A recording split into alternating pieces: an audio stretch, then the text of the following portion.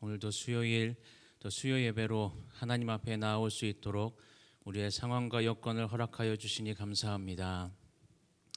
하나님, 우리가 늘 주님 앞에 기도하며 나아갈 때 여러 가지 우리 마음 가운데 아픔이 있고 또 고난이 있고 슬픔과 좌절이 있지만, 그러나 우리가 찬양 가운데 고백한 것처럼 이 모든 것을 역전시키실 그 하나님의 능력을 믿고 이 시간 나아갑니다. 하나님, 우리의 삶을 변화시켜 주시고 새롭게 하여 주옵소서. 하나님, 오늘 말씀 가운데 또 하나님의 마음을 깨닫기를 소망합니다. 이 말씀을 통하여 하나님께서 우리에게 원하시는 삶이 무엇인지를 다시금 기억하게 하시고, 또 우리가 또 들은 대로 실천하며 나아갈 수 있는, 결단하며 나아갈 수 있는 복된 시간 될 수 있도록 주님 인도하여 주옵소서. 모든 것 감사드리며 예수님의 이름으로 기도합니다. 아멘. 함께 말씀 보겠습니다. 오늘 에베소서 6장 말씀입니다. 에베소서 6장 18절부터 20절까지의 말씀 함께 보겠습니다. 우리 짧은 3절의 말씀이니까요, 우리 함께 보도록 하겠습니다. 모든 기도와 간구를 하되 항상 성령 안에서 기도하고 이를 위하여 깨어 구하기를 항상 힘쓰며 여러 성도를 위하여 구하라. 또 나를 위하여 구할 것은 내게 말씀을 주사 나로 입을 열어 복음의 비밀을 담대히 알리게 하옵소서 할 것이니, 이 일을 위하여 내가 쇠사슬에 매인 사신이 된 것은 나로 이 일에 당연히 할 말을 담대히 하게 하려 하심이라. 아멘. 우리 옆에 분들 바라보시고 한번 인사해 볼까요? 사랑합니다. 축복합니다. 네, 참 잘 오셨습니다. 오늘도 수요 예배 가운데 하나님께서 큰 은혜로 함께 하실 것을 믿습니다. 여러분들, 우리가 에베소서의 말씀을 같이 살펴보고 있는데 오늘 6장 마지막 장의 내용입니다. 이 에베소서 6장의 마지막 부분을 오늘 살펴보면서 특별히 이 에베소서를 한 번 더 우리가 정리를 하면서 나아간다면, 이 에베소서는 사도 바울이 감옥에서 쓴 옥중 서신이었죠. 사도행전 내용을 통해서 우리가 알 수 있는 건, 에베소 교회는 사도 바울이 전도 여행 때 3년이라는 시간 동안 머물면서 눈물로 양육했던, 목양했던 교회라는 것을 말씀 가운데 우리가 알 수 있습니다. 또 다른 도시에 있는 여러 교회보다 특별히 이 에베소 교회에 오래 머물렀다는 건, 이 사도 바울이 그만큼 개인적으로 특별한 관심을 가지고 있었다는 것도 우리가 알 수 있고, 또 사도 바울의 영적인 아들이었던 그 디모데가 그곳에서 사역할 정도로 지속적으로 이 사도 바울의 영향력 아래에 있었던 것이 바로 이 에베소 교회였습니다. 그런 에베소 교회에 사도 바울이 쓴 편지인 이 에베소서의 내용을 보면 참 희한하게도 다른 서신서와는 좀 다르게 교회 안에 일어나는 어떤 특정한 문제를 다루고 있지 않습니다. 특정한 어떤 문제를 다루기보다는 이 당시에 누구나 관심을 가질 만한 어떤 일반적인 내용들을 다루는 것을 볼 수가 있는데, 그 내용 중에 하나가 무엇인가 하면 유대인과 또 예수 그리스도를 믿은 그 이방인들, 유대인과 이방인은 모두 다 그리스도 안에서 하나라는 것을 이야기하는 것을 보게 되죠. 이방인들에게 복음이 전해지고 또 하나님의 백성이 되는 건 원래부터 하나님께서 준비하신 하나님의 계획이었다는 것입니다. 그래서 그리스도의 몸 된 그 교회는 내적으로는 거룩한 삶을 살아가야 하지만 또 외적으로는 복음 전파라는 그 선교적 책임이 따른다는 것을 강조하고 있는 것이 바로 이 에베소서의 말씀입니다. 이러한 내용 중에 에베소서 6장의 내용을 보면 우리가 읽지는 않았지만 우리에게 굉장히 익숙한 말씀이 기록되어 있는데, 우리 에베소서 6장 11절부터 13절까지의 말씀을 같이 한번 읽어보도록 하겠습니다. 마귀의 관계를 능히 대적하기 위하여 하나님의 전신갑주를 입으라. 우리의 씨름은 혈과 육에 상대하는 것이 아니요 통치자들과 권세들과 이 어둠의 세상 주관자들과 하늘에 있는 악의 영들을 상대함이라. 그러므로 하나님의 전신갑주를 취하라. 이는 악한 날에 너희가 능히 대적하고 모든 일을 행한 후에 서기 위함이라 라고 말씀합니다. 여기서 우리가 익숙하게 들은 말씀이 있었죠. 무엇이죠? 전신갑주를 취하라 라는 말씀을 우리가 익숙하게 들었던 말씀입니다. 여러분, 예수 그리스도를 믿는 그리스도인들의 삶은 하나님의 은혜를 풍성히 누리며 살아가는 것이 너무나 당연한 일입니다. 그러나 그만큼 사단의 거센 그 공격과 유혹에 맞서서 싸워야 하는 영적 전쟁인 것이 바로 그리스도인의 삶이라는 것도 우리가 말씀 가운데 기억해야 되는 내용들이죠. 그래서 사도 바울은 하나님의 전신갑주를 입으라라고 이야기하는 것입니다.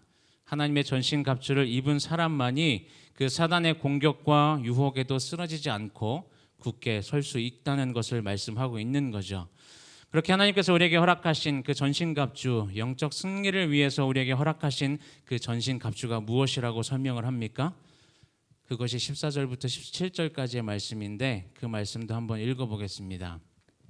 그런즉 서서 진리로 너희 허리띠를 띠고 의의 호심경을 붙이고 평안의 복음이 준비한 것으로 신을 신고 모든 것 위에 믿음의 방패를 가지고 이로써 능히 악한 자의 모든 불화살을 소멸하고 구원의 투구와 성령의 검 곧 하나님의 말씀을 가지라라고 사도 바울이 전신갑주에 대해서 설명을 합니다. 사도 바울이 지금 이렇게 영적인 승리를 위한 전신갑주에 대해서 이야기를 한 이후에 오늘 우리가 함께 읽은 그 본문의 말씀 18절부터 20절까지의 말씀에서 무엇을 이야기하고 있는가 하면 우리가 찬양할 때도 계속 이 부분에 대해서 찬양했지만 바로 기도에 대해서 이야기하는 것을 볼 수가 있습니다. 여러분들은 기도가 뭐라고 생각하십니까? 여러분들은 어떠한 기도의 내용을 가지고 요즘 기도하고 계십니까? 본문의 흐름 속에서 우리가 생각할 수 있는 기도의 의미가 있다면 이 영적 전쟁 가운데 사단의 공격과 유혹에 맞서 싸워야 하는 그 그리스도인들에게 영적인 에너지가 되는 것이고 그래서 기도 없이는 영적 전쟁에서 승리할 수 없고 기도로서만이 승리할 수 있는 것이 바로 이 영적 전쟁이기 때문에 우리는 반드시 이 기도의 끈을 놓지 말아야 한다는 것을 이 말씀 가운데 사도 바울이 이야기합니다. 그래서 사도 바울이 구체적으로 어떻게 기도해야 하는지 그 방법에 대해서 말씀을 하는데 18절 말씀을 다시 한번 읽어보면 모든 기도와 간구를 하되 항상 성령 안에서 기도하고 이를 위하여 깨어 구하기를 항상 힘쓰며 여러 성도를 위하여 구하라라고 말합니다. 사도 바울이 영적인 전쟁에서 승리하기 위해서 그 기도의 구체적인 방법을 이야기하는 그 두 가지 중에 하나가 첫 번째는 바로 항상 성령 안에서 기도하라는 것입니다. 여러분, 성령 안에서 기도하라는 게 무슨 의미일까요? 우리가 보통 성령 그리고 기도 이 두 가지를 연관시켜서 생각을 하면 무엇이 제일 먼저 떠오르십니까? 성령, 기도 그러면 방언에 대해서 굉장히 많이 이제 떠올리게 되실 텐데 물론 이 방언도 은사 중에 하나입니다. 또 방언도 하나님의 분명한 일하심이 성령님의 일하심이 맞습니다. 그러나 사도 바울이 말하고 있는 이 성령 안에서 기도하라는 건 단순히 방언을 이야기하는 것이 아닙니다. 이 방언은 왜 우리에게 허락하셨어요? 그리스도의 몸된 교회를 위해서 예수 그리스도를 닮아 성숙한 그리스도인이 되게 하시기 위해서 우리에게 선물로 주시는 것이 바로 이 방언이고 은사입니다. 은사라는 말 자체가 선물이라는 의미를 가지고 있는 거죠. 그래서 은사는 우리가 하나님께 받은 것이고 사실 모든 그리스도인들이 다 똑같은 은사를 받은 것은 아니라는 것을 우리가 한번 생각해 볼 때 사도 바울이 말한 이 성령 안에서 기도하는 건 단순히 방언이라는 것을 말하는 것이 아니라 방언의 은사를 받지 못한 사람은 영적 전쟁에서 승리할 수 없다라는 말이 될 수도 있잖아요. 이 말이 그냥 단순히 방언이라고 생각한다면 그래서 사도 바울은 지금 이야기할 때 그 방언으로만 이 성령 안에서의 기도를 제한하고 있는 것이 아니라는 것을 우리가 알 수가 있습니다. 그렇다면 이 항상 성령 안에서 기도하라는 말이 무슨 의미인가 하면 그것은 바로 하나님과의 그 끊임없는 소통을 통해서 모든 주도권을 다 하나님 앞에 내어드리는 것을 의미합니다. 사도 바울은 11절에서 영적인 싸움을 위한 전신갑주에 대해서 설명을 했었죠. 근데 그 전신갑주를 입으라는 그 말씀에 전제가 있었습니다. 10절과 11절 말씀을 보면 끝으로 너희가 주 안에서와 그 힘의 능력으로 강건하여지고 마귀의 간계를 능히 대적하기 위하여 하나님의 전신갑주를 입으라라고 이야기합니다. 바울이 말한 항상 성령 안에서 기도하라는 말은 이 전신갑주에 대한 설명 앞에서 이야기한 그 10절 말씀과 연결이 되어지는데 그래서 지금 주 안에서와 그의 힘의 능력으로 강건하여지기를 구하는 것 이것이 바로 항상 성령 안에서 기도하는 것이라고 이야기할 수 있습니다. 그런데 누구의 힘으로 강건해지기를 구한다고 이야기해요? 내 힘이 아니라 그 힘의 능력, 누구의 힘이에요? 성령님의 힘으로, 성령님을 의지하여. 그래서 주 안에서와 그의 힘의 능력으로 강건해지기를 기도하는 건 전적으로 하나님만 의지하는 기도를 의미합니다.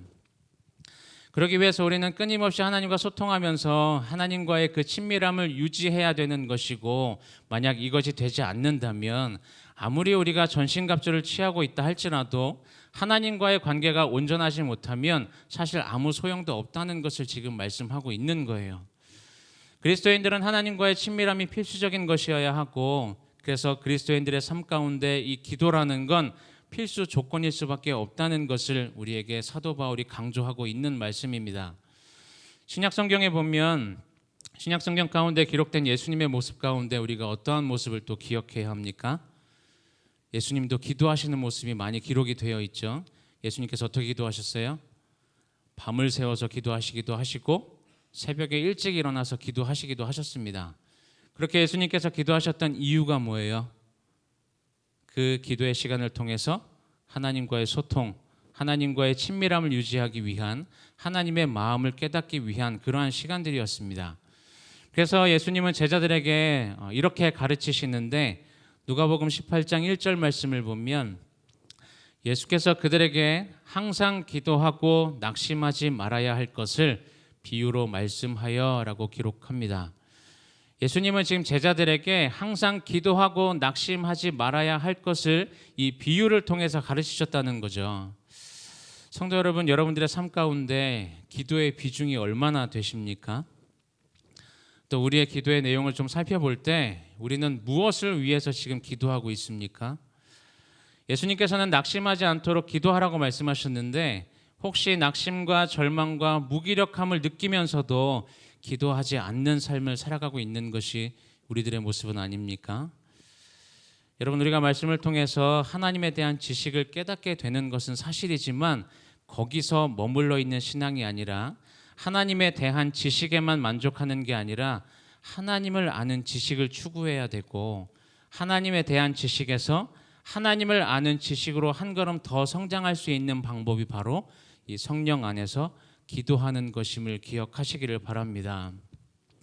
혹시 기도하지 않는데도 우리 안에 별 문제가 없는 것처럼 여겨지거나, 그냥 기도하지 않는데도 그냥 내가 안전하다라고 느껴진다면 이미 사단의 유혹에 넘어간 것일 수도 있습니다. 또 전신갑주를 입고 있다 해도 영적 전쟁에서 실패한 것과 다름없는 그러한 모습으로 살아가는 모습일 수도 있다는 것을 잊지 마시기 바랍니다. 첫 번째는 항상 성령 안에서 기도하라고 이야기했고, 두 번째로 사도 바울은 깨어 구하기를 항상 힘써야 한다라고 이야기합니다. 사도 바울의 다른 서신서들에서도 기록을 했지만, 이 깨어 구하기를 항상 힘쓰라는 말을 다른 말로 표현한다면, 우리에게 익숙한 말로 표현한다면 항상 기도하라는 것이죠. 여러분, 항상 기도하라는 말이 24시간 아무것도 하지 말고 기도만 하라는 말씀이 아니라는 것은 우리가 이미 다 알고 있는 내용들입니다. 그렇다면 항상 기도하라는 것이 무엇을 의미하는 거예요? 항상 기도하라는 이 말씀은 기도의 때를 기다리지 말라는 것입니다. 기도의 때를 놓치지 말라는 것이죠. 쉽게 말하면 기도해야 할 일이 떠오르면, 기도해야 할 일이 생기면 그 즉시 바로 기도하라는 것입니다. 특별히 깨어 기도해야 된다고 예수님께서 말씀을 하시는데, 마가복음 14장 28절 말씀을 보면 시험에 들지 않게 깨어 있어 기도하라. 마음에는 원이로되 육신이 약하도다라고 이야기하시죠. 사단이 끊임없이 우리를 공격하고 유혹하고 있기 때문에 우리도 늘 이 기도의 모습을 통해서 준비되어 있어야 한다는 것을 말씀합니다. 여러분, 우리가 연약해짐을 느끼는 순간 그때가 기도해야 될 때라는 것을 기억하시기 바랍니다. 세상의 유혹을 느끼는 순간이 바로 기도해야 할 때라는 것을 잊지 마시기 바랍니다. 혹여나 마음에 분노가 일어나고 입술에 찬양이 아닌 불평과 불만이 뿜어져 나온다면 바로 그때가 기도할 때라는 것을 여러분들 기억하시기를 바랍니다. 그렇게 기도의 때를 놓치지 않는 것이 바로 항상 기도하는 것입니다. 또 한 가지 항상 기도하라는 것을 다른 의미로 또 한번 생각해 본다면 포기하지 않는 기도를 의미하기도 합니다. 골로새서 4장 2절 말씀에 보면 기도를 계속하고 기도에 감사함으로 깨어 있으라라는 말씀이 기록되어 있죠. 이 말씀은 응답되지 않는다고 낙심하여 포기하거나 절망하지 말고 끝까지 믿음을 가지고 기도하라는 말씀입니다. 특별히 기도에 감사함으로라는 말씀이 기록되어 있는데 기도에 있어서 이 감사하는 태도는 기도 응답에 대한 믿음의 표시라고 할 수가 있습니다. 다시 말하면 눈에 보이는 상황이 어떠하든지 우리 눈앞에 펼쳐지는 그 상황, 그 결과가 어떠하든지 하나님께서 가장 좋은 것으로 가장 선한 길로 응답해 주실 것을 믿고 미리 감사하라는 것입니다. 그런데 이게 참 쉬운 일이 아니죠. 우리가 말씀은 너무나 잘 알고 이렇게 해야 되는 것은 알지만 그렇게 실천하는 것은 결코 쉬운 일이 아닙니다. 간절히 기도했고 또 계속해서 기도하지만 내가 원하는 응답이 없을 때 우리는 어떻게 돼요? 우리는 굉장히 낙심하고 실망할 수밖에 없는 것이 우리들의 연약함이라는 것입니다. 그러나 우리가 기억해야 되는 것이 있다면 여러분, 기도의 목적은 문제 해결이 아니라 기도의 목적은 바로 하나님과의 만남이라는 사실을 기억하시기 바랍니다. 하나님은 그 기도를 통해서 우리와 만나기를 원하신다는 거예요. 바라기는 여러분들의 삶의 형편이 어떠하든지 우리 눈에 보이는 상황이 어떠하든지 그 기도를 통해서 하나님과의 만남을 충만히 경험하시는 은혜의 삶을 살아가시는 여러분들의 삶이 되시기를 바랍니다. 우리가 그렇게 기도하며 나아갈 때 성령님께서 우리를 도우실 것이고 우리를 대신하여 기도하실 것을 믿으시기 바랍니다. 19절과 20절 말씀을 보면 바울은 자신을 위해서 기도해 달라고 요청하는 것을 볼 수가 있는데 지금 바울이 어떠한 상황 가운데 편지를 쓴 거예요? 로마에 있는 감옥에 죄수로 갇혀 있는 상황 가운데 편지를 쓰고 있었습니다. 바울의 상황이 이렇다면 당연히 자신을 위해서 기도해 달라고 할 때 무엇을 위해서 기도해 달라고 해야 될 것 같아요? 갇혀 있는 자신이 좀 풀려나게 해달라고 기도하거나 내가 갇혀 있는 동안에 조금 더 고통을 당하지 않도록 기도 요청을 할 수도 있었을 겁니다. 그런데 바울은 에베소 교회 성도들에게 기도의 요청을 한 내용이 그런 것이 아니었죠. 19절과 20절 말씀을 다시 한번 읽어볼까요? 또 나를 위하여 구할 것은 내게 말씀을 주사 나로 입을 열어 복음의 비밀을 담대히 알리게 하옵소서 할 것이니 이 일을 위하여 내가 쇠사슬에 매인 사신이 된 것은 나로 이 일에 당연히 할 말을 담대히 하게 하려 하심이라. 바울은 자기의 손에 묶인 이 사슬이 제거되도록 기도해 달라고 요청하지 않았습니다. 감옥에서 나가게 해달라고 요청하는 그 기도의 제목을 내놓지 않았어요. 오히려 자신이 감옥에서 사슬에 매여 있다 할지라도 그리스도를 위해서 두려움 없이 계속 말을 할 수 있도록 해달라고 기도 요청을 합니다. 복음의 비밀을 담대히 알릴 수 있도록 에베소 교인들에게 기도 요청을 했다는 거죠. 여러분, 이러한 사도 바울의 모습을 보면서 우리의 기도의 내용 또한 다시금 확인해 보셔야 합니다. 물론 우리가 이 세상을 살아가면서 우리의 필요를 구하는 기도를 드려야 할 때가 분명히 있습니다. 그러나 우리의 기도가 먼저 그의 나라와 그의 의를 구하고 있는지, 혹시 기도의 응답의 때와 방법을 우리가 정하려고 하진 않는지 다시금 점검해 보시기를 바랍니다. 여러분, 사도 바울이 여러 교회에 편지를 쓰면서 많이 사용했던 단어가 있는데 그것이 바로 사랑이라는 단어입니다. 사도 바울이 쓴 서신서들을 보면 사랑이라는 단어를 100번 넘게 사용을 했어요. 그 중에서도 거의 20번가량의 단어, 이 사랑이라는 단어를 이 에베소서에서 기록하고 있는 것을 볼 수가 있는데, 그래서 에베소서의 1장의 내용도 보면, 그리고 마지막 장의 내용도 보면 사랑으로 시작해서 사랑으로 끝나는 것을 볼 수가 있습니다. 그렇게 사도 바울이 사랑에 대해서 강조하면서 이 에베소서를 썼는데, 이 에베소서가 어떠한 평가를 받는 교회가 됩니까? 계시록의 말씀을 보면 계시록 2장 4절 말씀에 보면 이런 말씀이 기록되어 있습니다. 그러나 너를 책망할 것이 있나니 너의 처음 사랑을 버렸느니라. 안타깝게도 이 계시록의 말씀을 보면 예수님께서 소아시아의 7교회 중에 하나였던 이 에베소 교회를 책망하실 때 무엇을 책망하세요?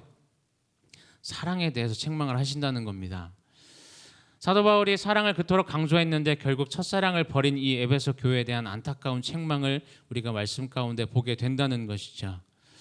만약 에베소 교회 교인들이 사도 바울의 편지를 받고 더욱더 성령 안에서 기도하기를 힘썼더라면, 더 깨어 구하기를 힘썼더라면 과연 이러한 평가를 받았을까 하는 생각들을 해보게 됩니다. 왜냐하면 항상 성령 안에서 기도하는 것이, 항상 기도하는 것이 하나님과의 그 친밀함을 유지하는 것이고, 모든 주도권을 하나님께 다 내어드리면서 하나님과의 그 관계가 온전한 상황 속에 내 힘이 아니라 하나님의 능력으로 사는 것이기 때문입니다. 그렇게 하나님과의 관계가 유지되고 있었더라면 하나님을 향한 그 사랑을 놓치지 않았을 거라는 거죠. 여러분, 우리는 어떠합니까? 하나님에 대한 우리의 첫사랑, 우리가 하나님을 인격적으로 만났을 때 그 감격과 기쁨 지금도 여전히 유지되고 있습니까? 주님을 사랑하고 주님의 능력을 의지하여 우리에게 주어진 삶을 여러분들 승리하며 살아가고 계신지 다시금 우리의 삶을 돌아보시기를 바랍니다. 바라기는 하나님과의 그 관계가 온전하여 모든 것을 다 주님께 맡기고 더욱더 성령 안에서 기도하는 삶을 살아가시기를 소망합니다. 기도의 때를 기다리거나 놓치지 마시고 눈에 보이는 상황이 어떠하든지 하나님께서 우리를 가장 선한 길로 인도하실 것을 믿고 포기하지 말고 기도하는 삶을 살아가시기를 바랍니다. 그래서 하나님을 향한 그 첫사랑을 여러분들 늘 기억하시고 늘 그 기쁨과 감격으로 인해서 여러분들의 입술 가운데 늘 감사의 고백들이 넘쳐나고 매 순간 은혜를 발견하며 살아가시는 저와 여러분들의 삶이 되시기를 주님의 이름으로 축원합니다. 제가 말씀을 생각하면서 함께 찬양하겠습니다.